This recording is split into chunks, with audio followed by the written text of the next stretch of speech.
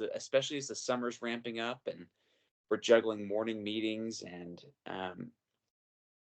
you know, busier schedules and packed calendars full of appointments.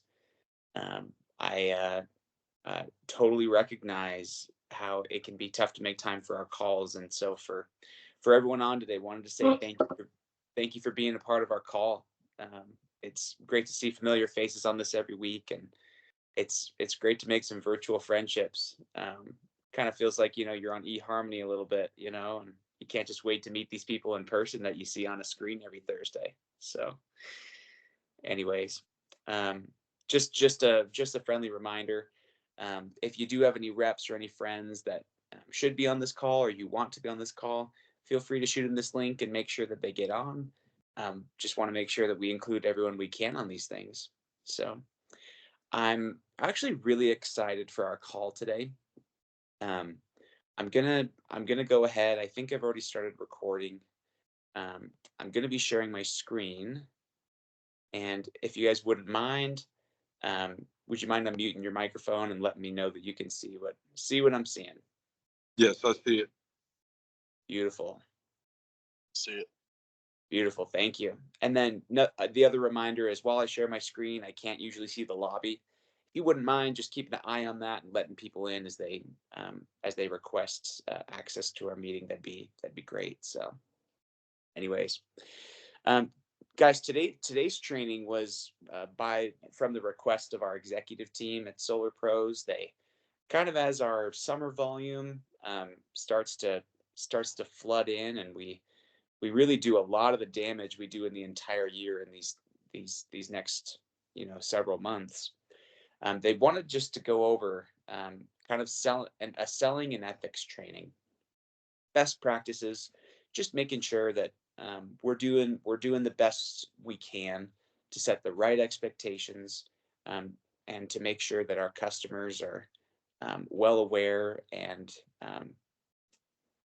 well informed of exactly the process that they're starting. And kind of what I wanted to start off on is we're going to be talking about a couple things today. We're going to be talking about just the importance of the importance of doing things the right way, but also we're going to be going over some sales training on the value and the the advantage we have, ironically, when we sell and we're clear and we're transparent, how ironically, even though sometimes we fear those things will draw back from our ability to sell, they actually exponentially increase our ability um, to sell and to win over customers. And so we'll be talking about both of those things today. And so wanted to start with kind of a quote that I heard once, that I've never forgotten since.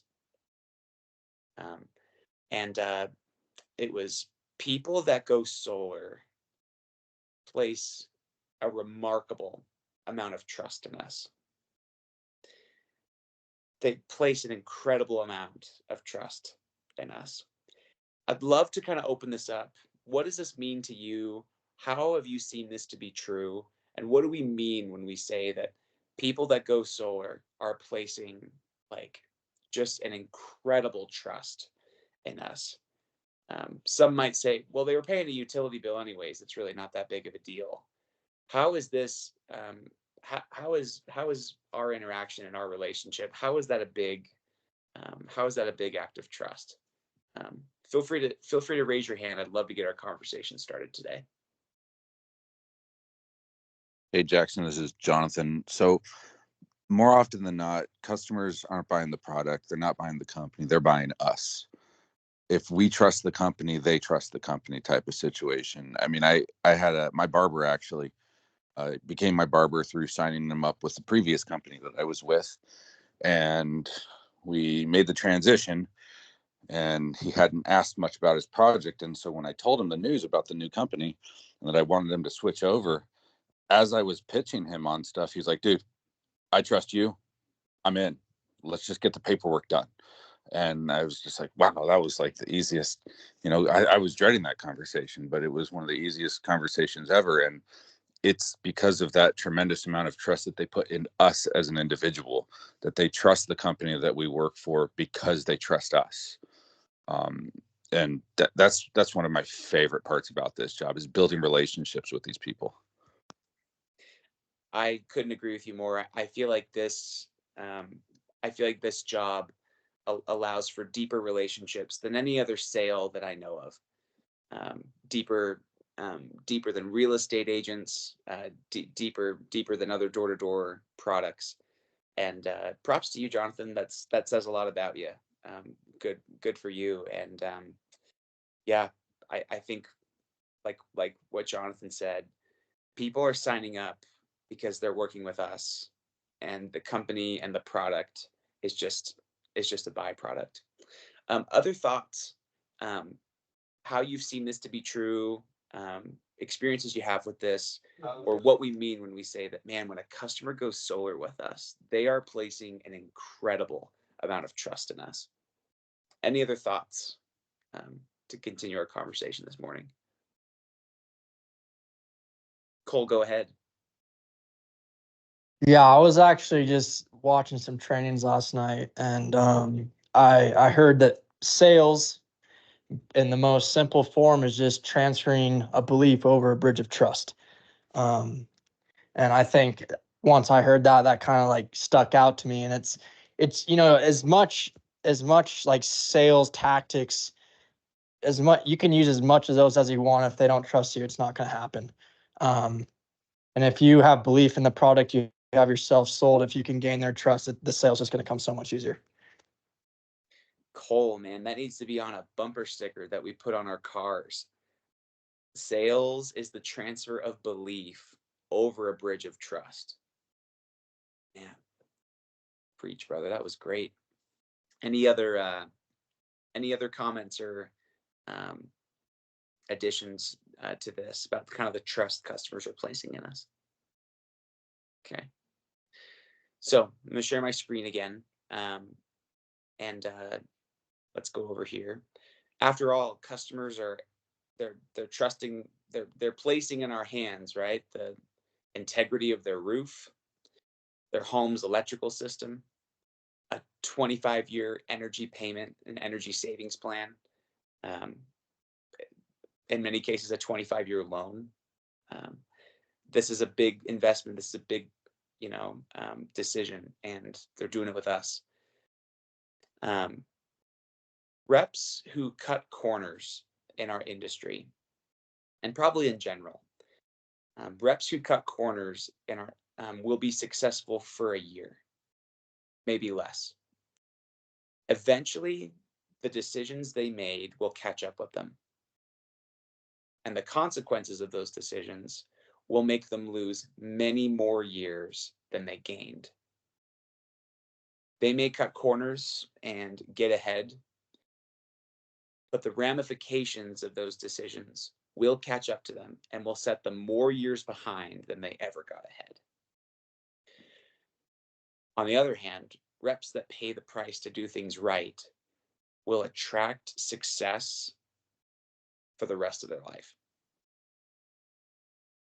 And I've seen this. I've seen this to be true over and over again. We have seen fly by night, overnight success stories come and go from this industry year after year after year after year. And then there are some people, some personalities that have been around for decades and will have remained the top performers, the top contributors, and in the industry, and they only can do that. They can only sustain that by having a long history and a long reputation of doing things the right way. And so, in the spirit of that, I want to go over a few best practices, a few things that we can do, simple things we can do as closers to make sure that we are doing things the right way. And so these are 5 things. And then after this, we're gonna go over a little bit of a mindset shift. But number one, let's start. I think number one, correct offset expectations. Love to open this up. What do we mean by this? What does correct offset expectations look like? Why is this so important? Where have you seen this go right? Where have you seen this go wrong? Let's love to hear your thoughts. Correct offset expectations. What does that mean and why is that so important? Let's get started. Let's see. This, Jonathan, real quick. So you can't set the expectations too many times either. I've had customers start off with starter systems many times and email back, after getting an update about their project saying, so am I going to have a PSE bill still? Am I going to have a solar bill at the same time? Like just one yesterday, she hadn't scheduled install because of that question. And I told her, hey, you remember, because your tax credit was so little, we're doing 8 panels at a time. We're going to get the first 8 up, find out exactly how much that produces, and then add on over the next couple of years accordingly. And then she's like, oh, okay, cool. I hung up, and within, I kid you not, 5 minutes, I got the installation email saying that she had called in schedule installation. So making sure they know if they're going to get a bill from PSE or not, or whatever their utility company is because that's a pretty big deal. When you're signing a $50,000 contract, most people are going to just expect that their PSE bill is going away. But some people have huge power bills that may not even be half of it. So making sure they know exactly, what the estimate is to how much they're going to pay for solar panels versus how much they're going to be continuing to pay the utility company, or maybe not. Well said, Jonathan. Another great contribution this morning. Other thoughts, additions. Why setting correct offset expectations is so critical and so vital and so key when we're talking with customers. I think, put really simply, just like Jonathan, it really comes down to how much damage are we going to do to their bill? By a raise of hands, I would be really curious. How many of you have watched someone undersize someone's system and promise them a full offset? By a raise of hands. I'm curious to see. I'm curious to see how many. Okay, 2, 3. Okay, seeing more. For those of you who raise your hands, how did that feel? How did that feel as you watched it? How did that feel as you watched someone promise a full offset? Slimy. Okay. Felt horrible for the customer, be trusting somebody that's just going to blatantly screw them over in their face. It's just disgusting. Solar is this beautiful product. It has the capacity and the potential to put people decades ahead. But when offset is manipulated and it's not sized correctly, in many cases, it can put them years and years and years behind.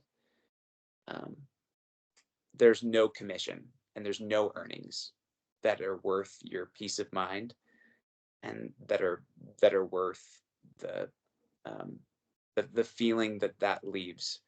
And so that's number one today, is making sure that a best practice is when you set offset expectations, be generous.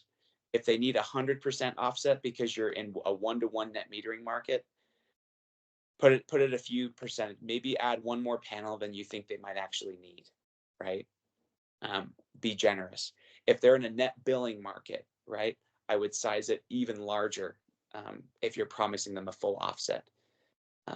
Whatever offset you think they need, add 5%, add 10%, and I think that's gonna treat you really well and go a long ways. Okay, number 2, the connection fee. Too many complaints, and we miss out on too many referrals and too many repeated sales and too much repeated business because we say it's going to eliminate their electric bill and they have a $10, $20, sometimes $30 connection fee that we just let them get surprised with. um, guys, that might allow you to price um, 10, 10 cents higher, but it's going to make you lose out on hundreds of referrals in your career. Number two, the other thing as well is sometimes we just forget, and I think we're like, oh, we just glaze over it because it's not important. It's important. Um, we're going to talk about that later. Number three, tax qualifications, especially if you're selling a loan these days. If they don't have income tax, kind of like Jonathan brought up, make sure we're confirming that they have taxable income. Number four, expectations for PTO. Um, I think too many customer complaints, and sometimes we sour our sale by not properly explaining to customers that, especially during the peak season of installing and sales and operations, maybe being busier than usual, PTO can take an extra month than maybe we project, and letting them know that, especially if we're selling loans, that they could potentially be paying two bills for the first month or two. Maybe we're setting up an expectation that we would reimburse, right? Those things right away, as we know that Freedom does eventually. But setting those expectations crystal clear, that there isn't a promise date on PTO, and that sometimes we can run into delays that are out of our control. Number five, post-install communication, and I think this is definitely a big one before we change gears here. When a customer agrees to go solar, when they open up a loan, when the panels are up or installed up on their roof, and their first loan payment comes in the mail or gets deducted from their bank account, and the customer hasn't seen a difference on their utility bill yet, that is probably one of the most terrifying, nerve-wracking moments a customer can have. They will almost always reach out to us with a question or a concern or for need of clarification during that time. The later we choose to respond to that text message, like, that is time and worry and anxiety and panic that the homeowner will just never get back. The best practice is that we've promised them after selling and starting the process that we're going to be their main point of contact largely from start to finish, and that if they need anything, they can always reach out to us. And we promised them that before they were installed. And we need to make sure that we're honoring that promise post install and even post PTO. We've earned a commission. We've been paid for the time we've invested with them. Obviously, we're busy and we have a lot of things on our plate, but post-install communication is sometimes one of the absolute best and most critical promises we can deliver on. And I think it does more for the customer experience than almost anything else we can do. Customers can have delays on their project, delays on PTO. They can sometimes pay two bills the first couple months, be reimbursed down the road. And if we stay in communication with them, I think they can handle any amount of bad news as long as they have a lifeline with us. So, before we change gears here, wanted to open up for any additional comments, any additional perspectives on any of these five things that we went over here. Any comments? I'll lower the hands that were raised from before. Any comments to add on to what we were talking about? Okay. We're going to change gears and take a slightly lighter note to end our call. And it's this. You guys can see my screen, correct?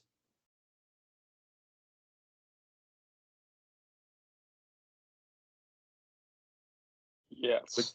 Okay, thanks. Thank you. Most salespeople, they want to start by telling the customer all of the positives, all of the selling points, all of the pros.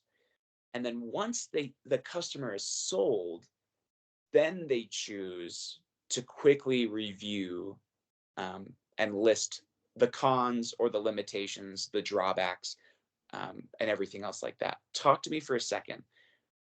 Why is this formula shooting ourselves in the foot? By starting with the positives, and then once they've agreed, once they've been sold, then transitioning to the drawbacks and the negatives. Why does this shoot us in the foot? Why is um, why isn't this Drops helping? emotion, lowers emotion. Emotion drops. Tell me about that. So, a lot of the decisions are, when they're saying yes, a lot of it is based on emotion. Emotion is super high. And when we're starting high, obviously it feels good on our end. But when we go to transition, emotion is a lot lower than it might need to be in order for them to say yes. 100%. What's going to get people buy based on emotion, they justify their decision with logic. The way we get people to move forward is by ending on an incredibly high note. But when we start with the good news and then we lose our momentum by then quickly explaining the bad news, we lose our chances of getting the sale and moving forward. Totally, Kenneth. Great comment. Other comments. Why do we shoot ourselves in the foot by starting with the cons? Sorry, starting with the pros and then ending with the cons once the customer's sold. Feel free to raise your hand or comment here. Why does that shoot us in the foot?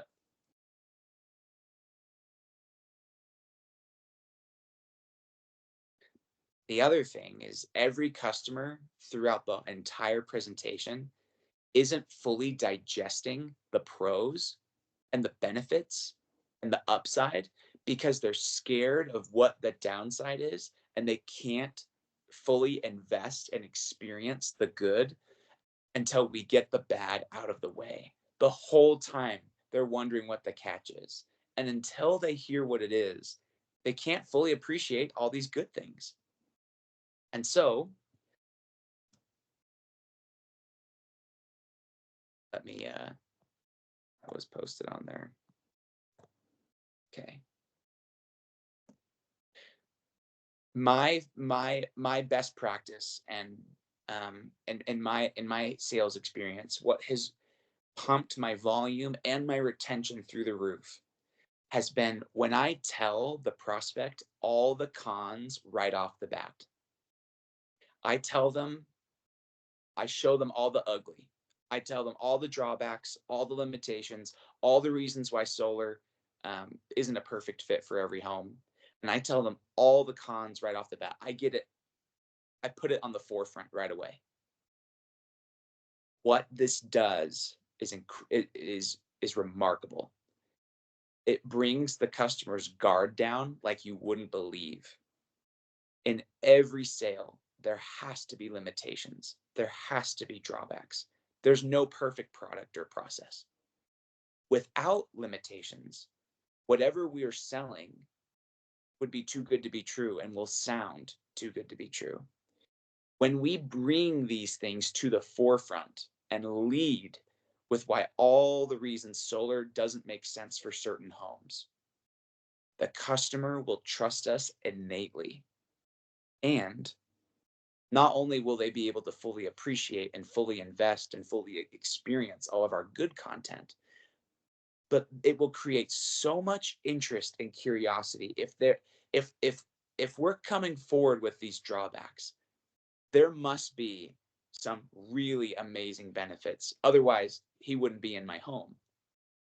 And so that formula, in my experience, ironically, not only um, not only will get me more sales, it's not only it's not only more effective, but it it it it does incredible things for setting right expectations as well. And so that's the main takeaway that I hope you take away from our call today is when we lead with the ugly, when we lead with the risks, when we talk about and review all the reasons why solar hasn't worked for other homes, the customer will trust us innately, and they will hang on to every word we say after we're done explaining the disclaimer. Whereas when we start with all of the pros and we get them excited, in the back of their mind, they're going to be wondering what the catch is. And even if they are sold, we're going to end on such a shaky note because they have to take time to balance the pros and the cons. And so, anyways, wanted to leave this open for any last comments on how you handle drawbacks, objections, how you're going over these best practices with your customers before we end our call today.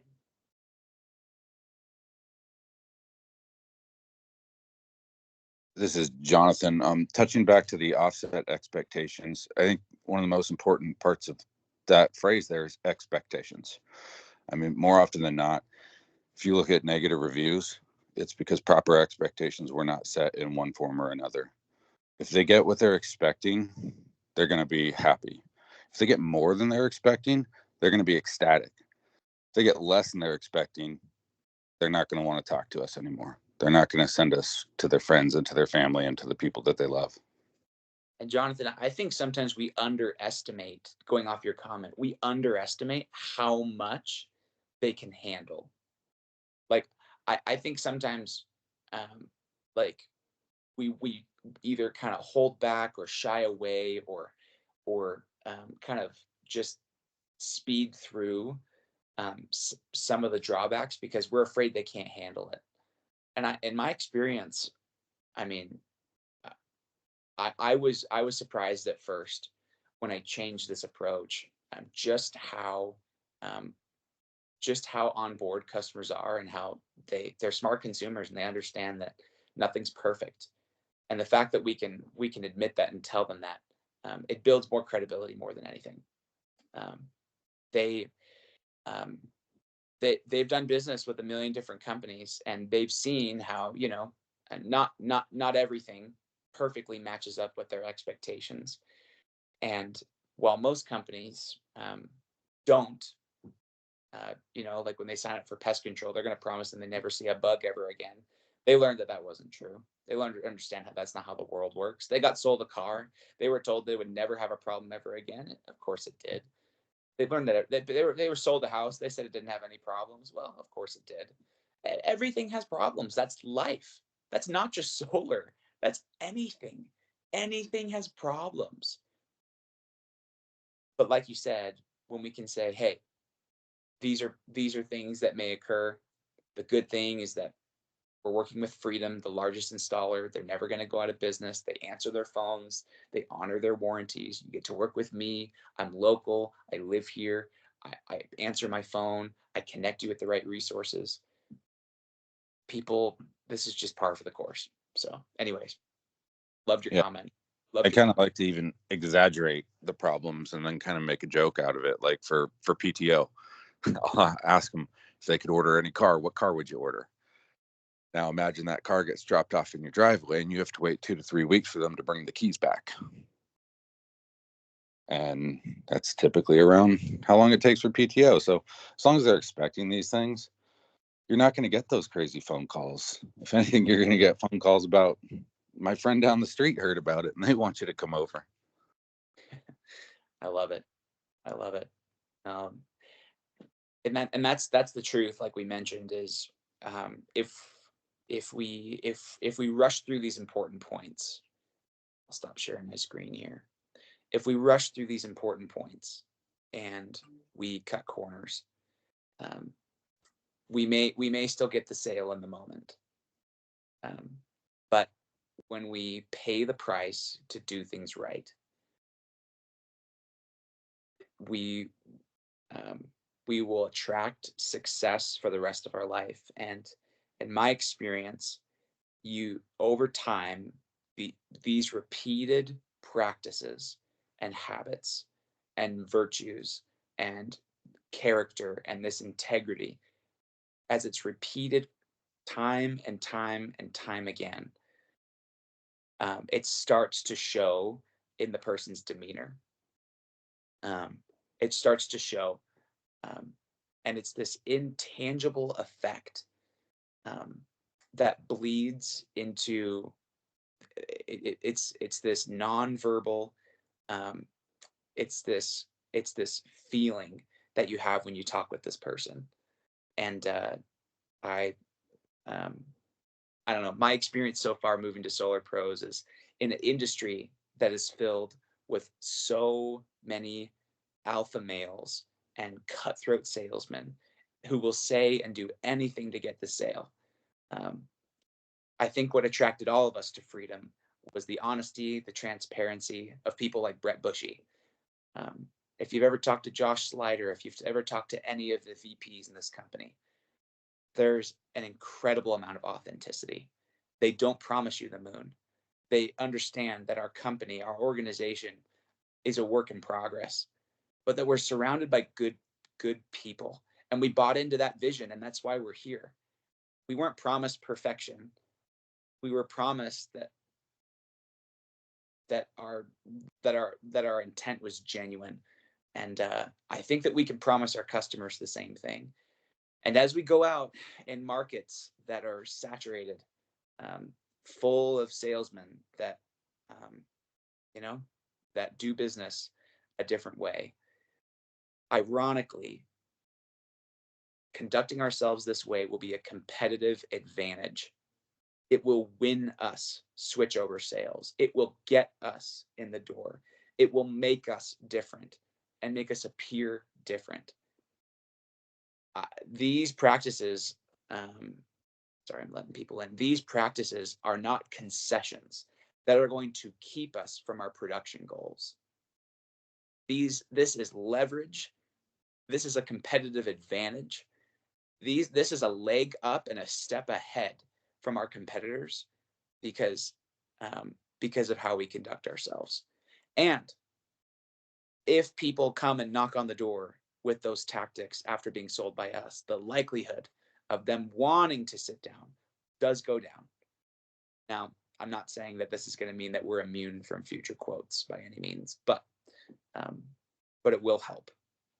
And anyways, I think that really in life there isn't anything more honorable than a person that is true to their word. And I really, in my experience, I don't think there's anything more honorable than a salesman who is true to their word and does it right, even if it means what it tells you about that person is that um, they have passed on the incentive that sometimes exists to cut corners.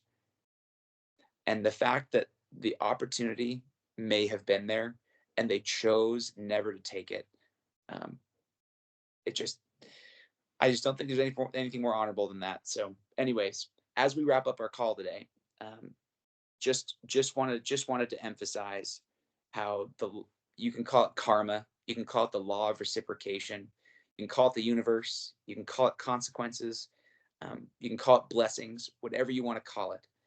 Um, if as we intend to create a career out of this job and to do this effectively for many years ahead, these are the practices, these are the simple things um, that are going to help you attract success for the rest of your life in whatever you do. And um, I hope that we keep them in the forefront of our minds this summer. And so as we go out, a friendly reminder to stay in the middle. The highs in this job are really high. The lows in this job can be really low. One moment we've had a 3 spot. We've signed up 3 people in a day with healthy price per watts. And the next moment, you know, we've had a week with almost nothing, and then we get those painful texts and emails about cancellations. This job is a roller coaster. We call it the solar coaster for a reason. Man, it's turbulent. The key, in my experience, to staying level-headed is to not ride the highs too high and not ride the lows too low. You're never doing quite as good as you think you're doing, and you're never doing quite as bad as you think you're doing. On days that you do well, we have a tendency to treat ourselves and to celebrate ourselves. And on our bad days, we have a tendency to punish ourselves. That's so upside down and it's so backwards. On our good days, if there's any day we should be clipped in and locked back in and stay disciplined, it's the days where we've done well and we've already gotten our reward. We've already been rewarded with thousands and thousands of dollars in potential sales commissions. We don't need to go below that. We've already been rewarded for our work. And on the days that don't go the way we hoped, where we've put in the work and the results haven't reciprocated yet, those are the days we deserve to take ourselves out for a good meal, to go and join in on the team activities, and not lock ourselves in our room, and not eat the crumbs in our cupboard because we didn't earn or deserve a treat that day. Be kind to yourself. Be gentle with yourself. That's the way that we stay in the middle, and stay in the game long enough to win. And I think that's the key. And so, anyways, wanted to wish everyone a great week. Good luck. It's great to work with you. And anyways, just want to say thanks for being on our call, and we'll see you next Thursday. So thanks, everyone. Let's go crush it. Absolutely dialed. Thank you, Jackson. Thanks. Let's go.